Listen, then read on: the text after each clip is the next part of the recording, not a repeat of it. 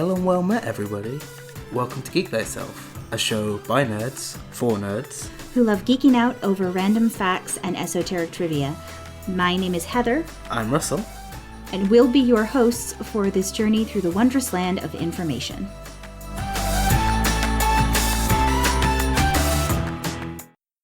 So, hi everyone. This week we're going to talk about Greek mythology. Yeah, hi. Before we sort of get into that bit, we have a few bits of mythology bits that we were going to cover. We're going with Greek first because it's what you are more familiar with, and I know a little less of it, but I do know a bit.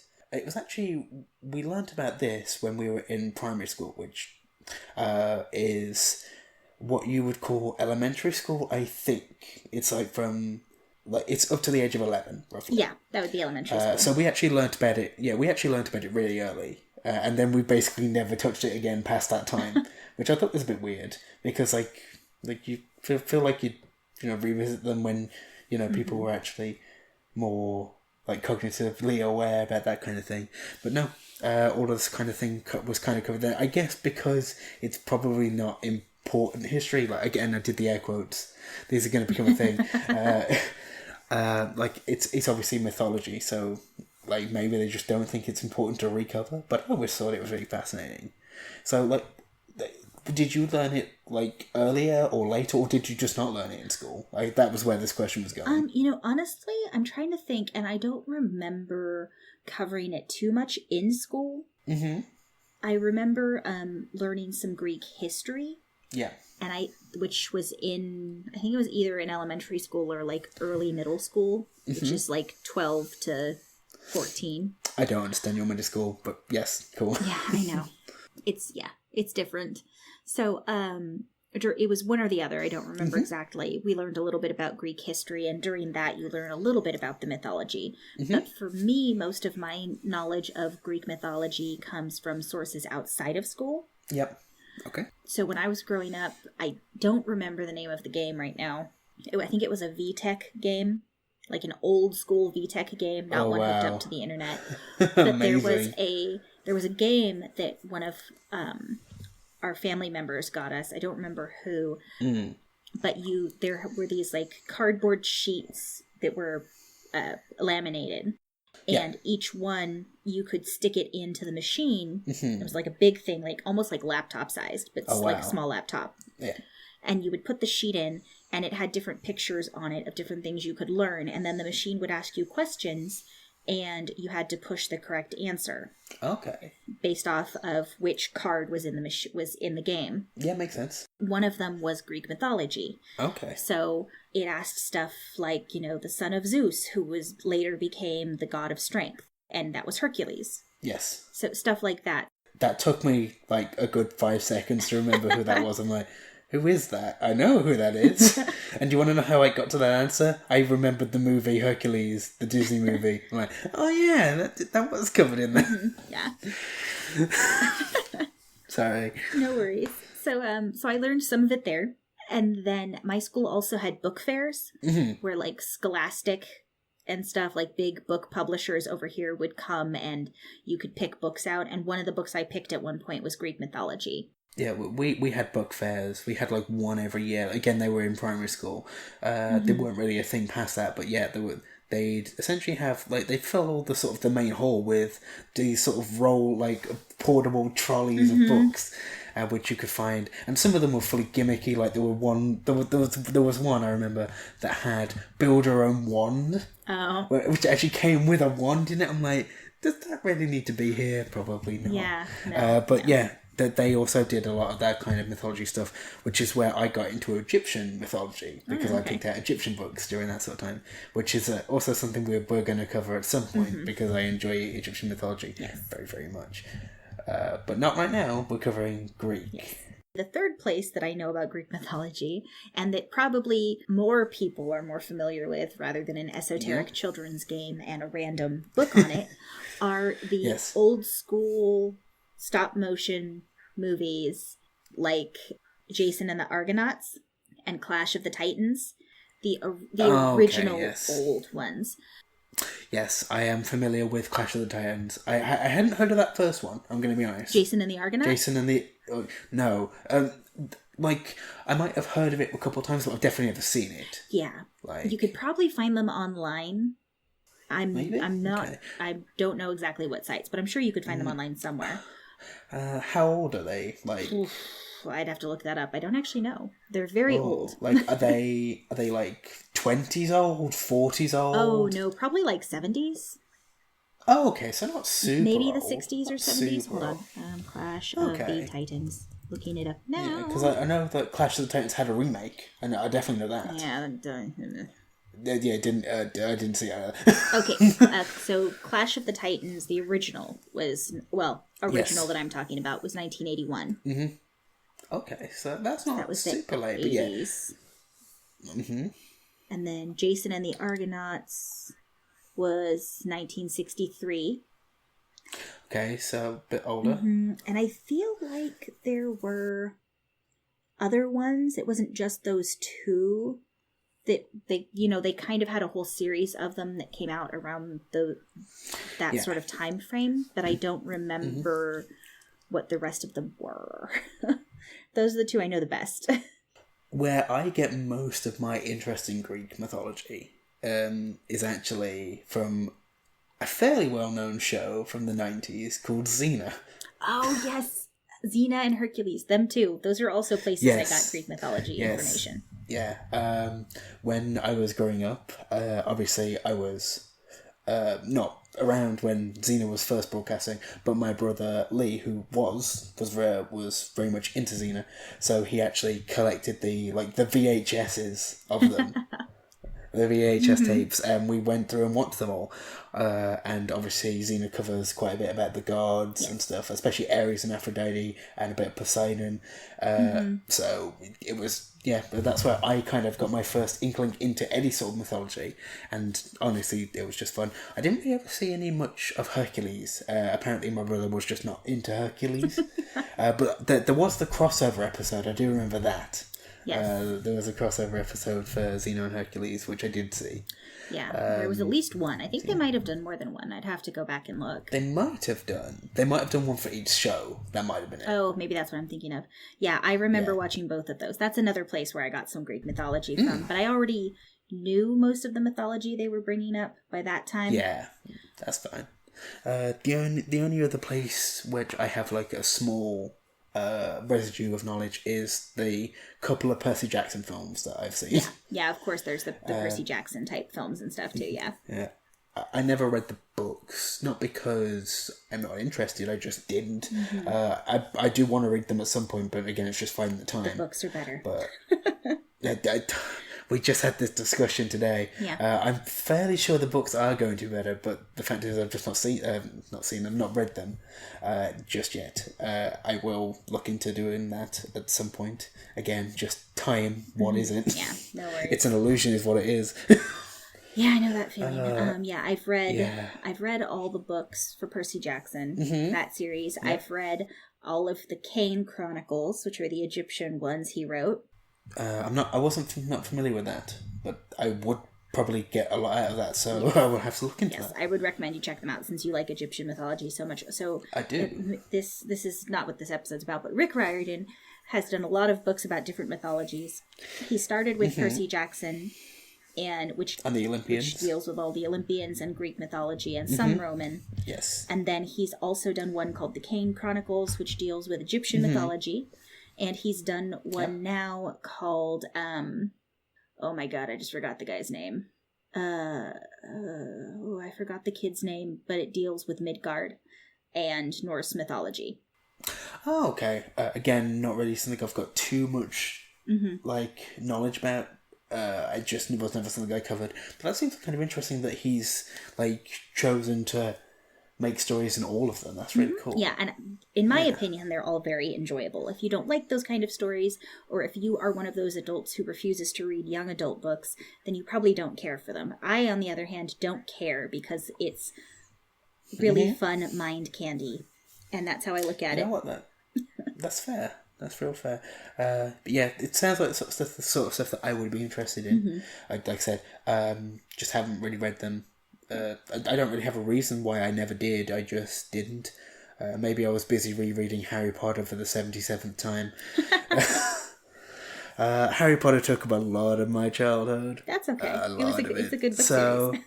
Oh yeah, no, it's really good. But there were definitely times, and I think every book reader has sympathized with this, where they've looked at a book that they've not read. It's like, hey, that's fun, and then they buy it, and then they reread a book they've read already like 17 times. Yes, I can attest to that. I have done that. Yeah, so there are definitely books that I haven't read, and I haven't read them because I've reread a book that I already read. And I'm getting better about that. There are less of them now, but it's definitely happened. Yeah, been there. Okay. Multiple times. Okay. But yeah, Greek mythology. Yeah, back onto that. I was just about to try and get back into that. So where do you want to sort of start with this? Because obviously you know a bit more about this. I know more about the gods and stuff. Like I know about the three brothers with Hades and Poseidon and Zeus. Yeah. Obviously. Like they're the three major gods, which... Yeah, for the most part. Yeah. I think probably the best starting point, just to give a good sort of base ground for why Greek mythology is so crazy, is probably the origin story. That's probably a fairly good start. Yeah, a lot of people know that the Titans came before the gods. Yes. And that Zeus and Poseidon and Hades and all of their siblings were born, for the most part, from Titans. Mm-hmm. But before the Titans, it was like the pre-origin, if you go all the way back. Most Greek mythology that I've read agrees that what's the beginning point was just chaos.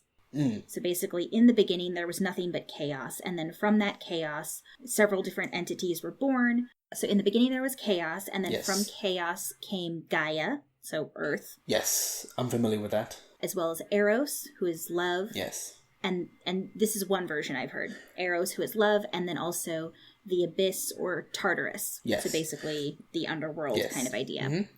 And then also something called the Erebus. Yeah. So those were sort of the starting points. And then after that, Gaia gave birth to Uranus, who was the sky. Okay. And the two of them then got together and had the original Titans. Yes. So the original 12 Titans. The original 12 Titans were all related to each other. Fun. Yeah. Yes. One of them was Kronos, and one of them was Rhea. Kronos and Rhea got together, and they're the ones that had the gods. Right. At least that is the story I've always heard. Another interesting little tidbit is the fact that after the birth of Kronos, who I guess was like the last Titan, Gaia and Uranus decided that they weren't going to give birth to any more Titans, and then had other creatures who were thrown into Tartarus by Uranus. So there was war going on even from back then. So basically, the entire origin story of all Greek gods is basically siblings got together and had more kids. Fun. And then everybody fought everybody else in order to get power from their predecessors. Yes. And there's a lot of like father versus son conflict. Very much, yeah. That comes up quite a bit. It really does. Yes. So, from Kronos and Rhea came like Zeus, Poseidon, Hades, Hestia, Demeter, and Hera. Yes. And the story goes that because Kronos was afraid his own son would come after him and betray him just like he had done to his father, every time Rhea gave birth, he ate the child. Oh. Yeah. That's quite the thing. Mm-hmm. So Zeus was the last one born out of that set that I listed.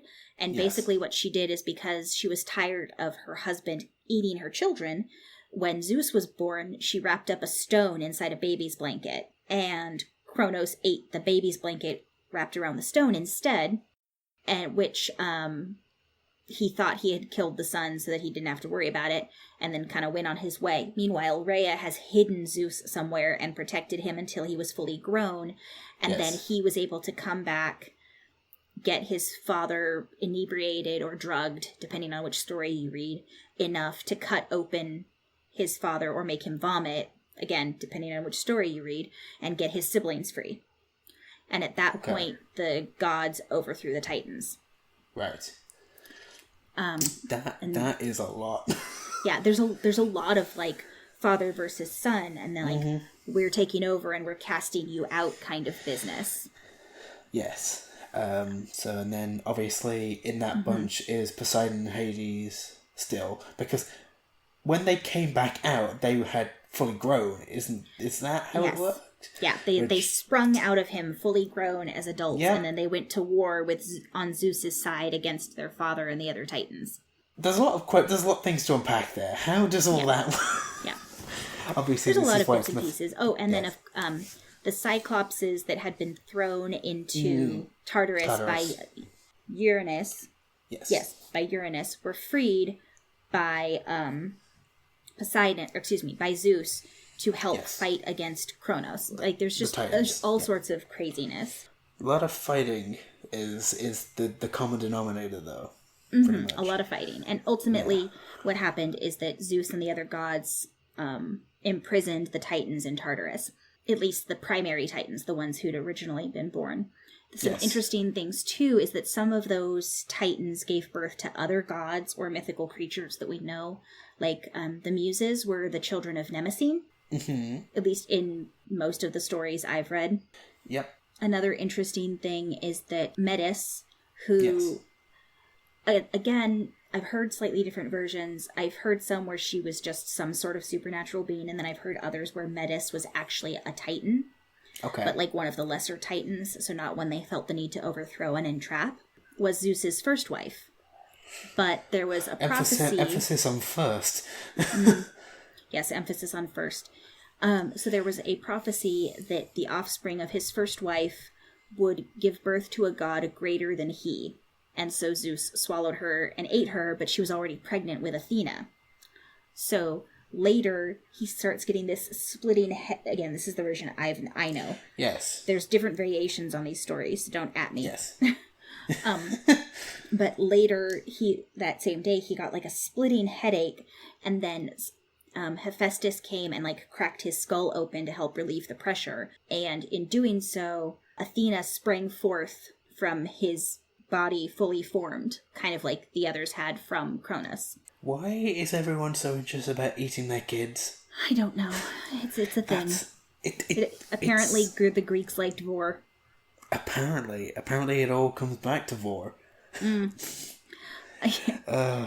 Now, that's the version I heard when I first was learning Greek mythology. There are problems with it depending on the timeline, because again, she's supposed to have been his first wife, but Hephaestus is supposed to be Hera's son with Zeus. Right. When they were already together. So if Hephaestus broke open Zeus's skull... Well, maybe they weren't married. That is true. Because that's a possibility. It specifies first wife. That is true. So maybe they just got busy. Married later. And maybe. But again, like the whole mythology, it's very interesting, but some bit is very, very unbelievable. It's just like, this doesn't make sense. Not really, but obviously... stories like this, they get exaggerated and changed and stuff. Like, they probably all started very, very similar, and everyone kept adding to it, and then suddenly everyone's eating each other's kids. Oh boy. So, but as like I said, after the Titans we have the gods, which everyone is fairly familiar with, and that's where most of the sort of stuff which you hear about comes from. Like, you don't really tend to hear too much about the Titans apart from the fact that they were first. That's true. At least that's what I learnt when I was sort of going through it. It was mainly focusing on the gods afterwards. I would agree. Most Greek mythology centers more so on the gods and goddesses, and also on some of the supernatural creatures that exist because of them. And, I mean, to be perfectly honest, there's a lot of supernatural creatures that exist because a god decided to sleep with somebody. Yeah, that happened quite a bit, didn't it? Yes. Well, a perfect example is the Minotaur. Yes. Yeah. So for anyone who doesn't know, most people probably know what a Minotaur is. It's, a man who's got the head of a bull.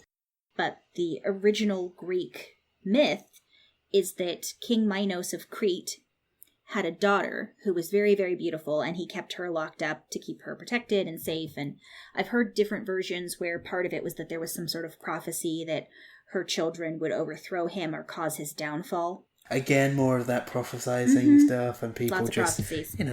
oh yeah, lots of them. And so he kept her locked away, basically, and protected for various reasons. But Zeus saw how beautiful she was and wanted to be with her. So he disguised himself as a bull. He did a lot of changing himself into animals and then going after women. He really did. He changed himself. That happened quite a few times. Oh yeah, he changed himself into a bull, and then he used his god powers, to make her fall in love with him, basically. Yes. And so he slept with her, and she gave birth to a son who had the head of a bull, who was Minos' grandson, and called the Minotaur, and put into Minos' maze, the labyrinth. Yes. And then later, Theseus goes in there with the string, and he's able to get out because he follows the string back out and defeats the Minotaur, and that brought about the downfall of King Minos. And you see the pattern here. There's so many things. Yeah. Zeus did that quite a few times with different people. He did. There was, I don't remember if there was a child, but I know there's another myth where he disguised himself as a swan and seduced Leda, the queen of Sparta. Yes. He did that really quite a few times. Pretty much any sort of story. A lot of them can just start with Zeus being, oh, that's a pretty lady, I want to go and be with that pretty lady. Oh, I did it, and things happened. Yeah, pretty much. While we're talking about this, why don't we, this, something that I don't really know too much about, but is interesting to me, is how did Hades end up in the underworld, in Tartarus? How did he end up there? Got it. Okay, so the version I've heard, and again, like I said, there's so many versions, so if you know a different one, don't at me. Don't want to deal with it. Basically, the version I've always heard is that the three brothers, Zeus, Hades, and Poseidon, were deciding who was going to take over which realms. And in order to decide who was going to take what, they drew lots. So basically like drawing straws. Makes sense. And whoever got the short straw picked last. Right. So they drew lots, and Zeus won. Yes. So he picked the sky. Sure. And then Poseidon was second best, so he picked the sea. The water, yeah. And then Hades was the loser, and he got what was left, which was the underworld. I mean, yeah, that sucks. I didn't know that it was that simple. I always assumed that in some stories that he was sort of cast out. There might be versions where that's a portion of it, but the versions I've always found have it be something along those lines. Like where he just got unlucky. Yeah, there was some sort of competition or some sort of thing that happened where Zeus won, so he got first pick and he chose the sky because he wanted to be above his brothers. Sure. And then Poseidon got to choose second and he chose the sea. I think if I'm remembering the story right from what I heard, it was Zeus wanted to be above his brothers, so he chose the sky.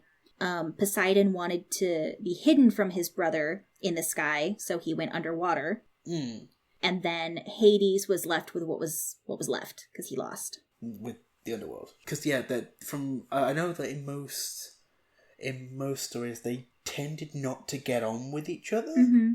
For the most part, like there were times when, of course, they did like band together to deal with threats, but for the most part, they didn't really like each other. Is what I get. Yeah, and a portion of that from what I've read, several of the stories I read talked about Hades being jealous of his brothers that had won.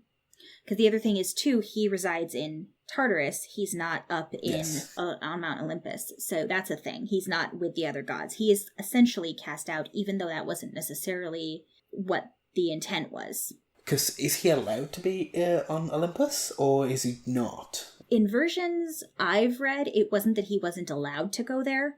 He just didn't want to. Well, it was that he was bitter against his brothers. Yeah. And specifically Zeus, but he was bitter against his brother. In some cases, he felt like maybe his brothers cheated. In other cases, I've read where he was just bitter because he didn't want to be in charge of the underworld.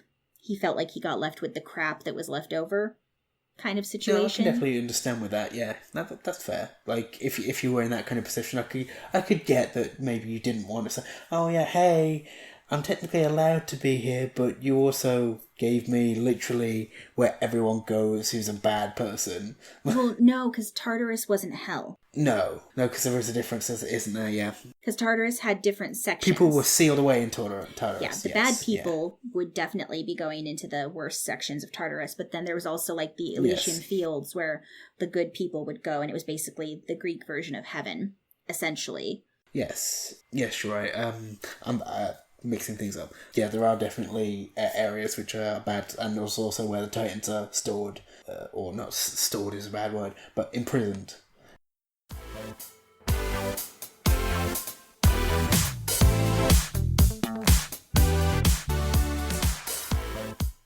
Welcome to the mid-roll, everybody. Like usual, we're here to talk about our wonderful sponsors. I'm going to start off by talking about World Anvil. They're pretty amazing. I definitely recommend you check out worldanvil.com. They're a fantastic world building and campaign management website. So if you're a writer trying to create your world, or if you are a dungeon master or game master and you want to flesh out the world that your characters are playing in, it's a fantastic resource. You can link different people, you can import maps, and there's also several different tier options and different subscriptions you can get. We also are sponsored by Die Hard Dice, who's a sponsor of the whole Nerdsmith network in general. As the name suggests, they create beautiful dice, which are gorgeous. They also have their own independent line, which includes the Moonstone dice. They also have their own metal dice, which they created the molds for, so they have a lot more control over how they sort of do them. They have sets that are dual coloured now with their Spellbinder series. Also, for right now, they have Rebel sets. The Rebel set, which essentially is like a mystery set where you'll get a set of metal dice. Is it the metal dice? Yeah, it's a set of metal dice, but they won't match. They'll be their own sort of independent dice. So you'll just get a set which, like I said, it's Rebels. Because they're rebelling from the system. No conformity. They're all different. So yeah, you can feel free to have a look through their sort of site. They've got sort of filters by class. So if you want to be getting a certain set for a new character that you're planning on doing, you can look through their colours. And if you choose to buy anything while you're looking, you can use the coupon code Geek Thyself for 15%, 15, off your first or next order. So yeah, you can choose to either use that on any of their sort of sets, their Rebel sets, their Metal sets, their own individual dice. Also, as they are a sponsor of the network in general, you can listen to other shows which are on the network and maybe hear their own codes which you can use as well to get more dice, because who doesn't want more dice? Who ever has enough dice? Ever? No. Yeah, that is it's very not true. a thing. It's not a thing that exists. You can never have enough dice. Thank you for listening to us talk about our sponsors. We love working with them and they're very good to us. That's very true. They're amazing. So let's get back into the episode.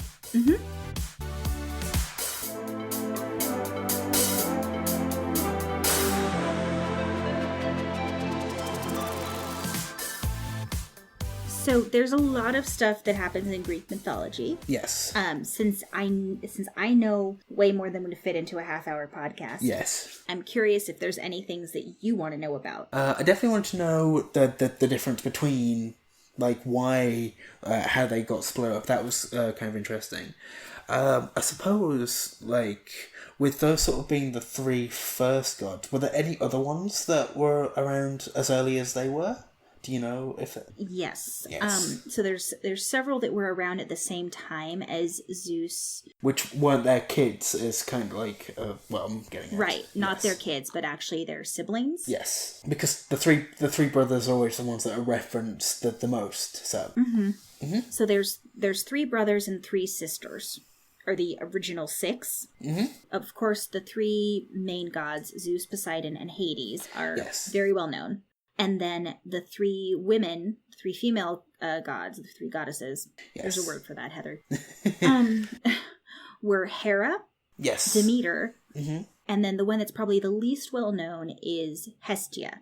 Right. And what were they gods of? Well, we know Zeus, Poseidon, and Hades. Yes. And then Demeter was the goddess of the harvest. Right. Okay. Makes sense. As well as she was also the goddess of like agriculture. Yeah. And stuff like that. Mm-hmm. And a little bit of nature. Yes. She wasn't necessarily the god of the forests. That was more Pan. Who came later? Yeah, well, he was kind of... It depends on the version you hear. There's some versions where he comes later. There's others where he's kind of like a Titan/god mix. Okay, I'm with you. But he didn't fight with the Titans, so he got to just stay there. Like, I've heard slightly different variations. Right, okay, makes sense. And then Hera was the goddess of motherhood. Mm-hmm. Sometimes also is referred to as like childbearing. Okay. And she was also often the goddess of the household. Right. Hestia, who again is probably the least well known out of those 6. the main 6, Yes. was the goddess of the hearth. Right. And she was also a virgin. She's the only god or goddess that of those 6 that is like consistently is virginal. Okay. Of those 6, there's Artemis too, but of those 6, she's the only one who is always a virgin. And there was actually an order called the Hestial Virgins. Okay. Hestial. Mm-hmm. And you can Google that for anyone who cares. Okay. They were basically this religious order of virgins who were tasked with keeping like the Hestial flame alight. Mm. They had to be virgins, and there were all of these other regulations they had to keep to, and it was a very big deal. Interesting. And like you weren't allowed to let the fire go out. Did it ever go out? I'm sure it probably did at some point. Yeah, it sounds like the good sign kind of set up where it does go out eventually. The only other sort of thing that is on my mind, again, this is from sort of Xena, Ares. Where did sort of he come from? Because